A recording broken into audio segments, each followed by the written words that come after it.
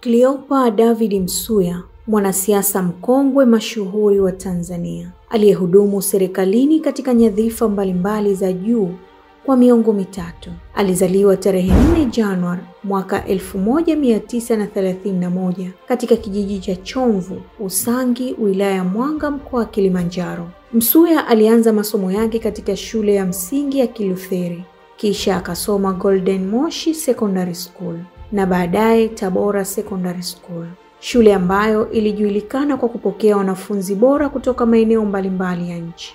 Mnamo mwaka 1952, Msuya alijiunga na Chuo Kikuu cha Makerere nchini Uganda, ambako alisomea jiografia, historia na sayansi ya siasa na kuhitimu shahada ya kwanza ya sanaa BA mwaka 1955. Katika maisha ya kisiasa baada ya kuhitimu, Msuya alianza safari yake ya siasa na kuanza kufanya kazi katika maendeleo ya jamii na vijiji. Kuanzia mwaka 1956 hadi mwaka 1964, ambapo alihudumu kama katibu mkuu katika wizara mbalimbali, ikiwemo Wizara ya Maendeleo ya Jamii na Utamaduni, Wizara ya Ardhi, Makazi na Maendeleo ya Maji, Wizara ya Mambo ya Uchumi na Mipango, hadi Februari 18, 1972 alipoteuliwa kuwa waziri wa fedha, nafasi aliyoishikilia hadi Novemba 3,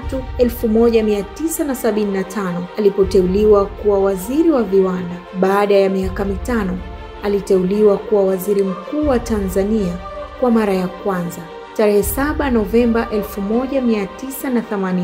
Baadaye alirudi kuwa waziri wa fedha mwaka 1983 hadi mwaka 1985.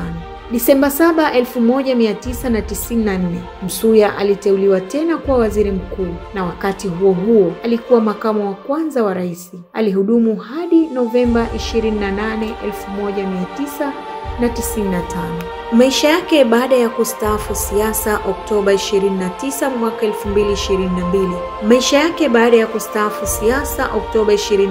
mwaka 2022.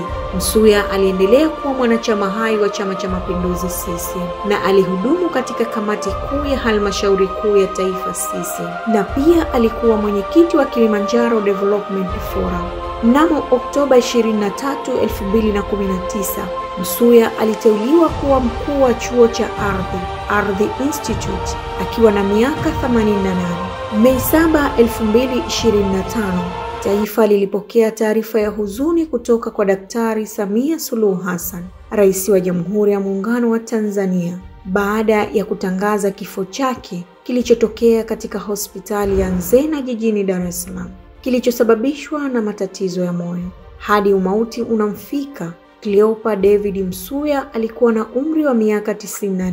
Msuya alikuwa ni mmoja wa kiongozi mwandamizi aliyetoa mchango mkubwa katika maendeleo ya Tanzania. Taifa litaendelea kumkumbuka kwa mchango wake mkubwa, kwani alikuwa ni miongoni mwa viongozi waliolazimika kushughulikia changamoto za kiuchumi, hasa katika mfumuko wa bei na uhaba wa bidhaa na madeni ya nje. Ni wazi kuwa ameacha kumbukumbu kubwa ya amani, utulivu na uchapakazi.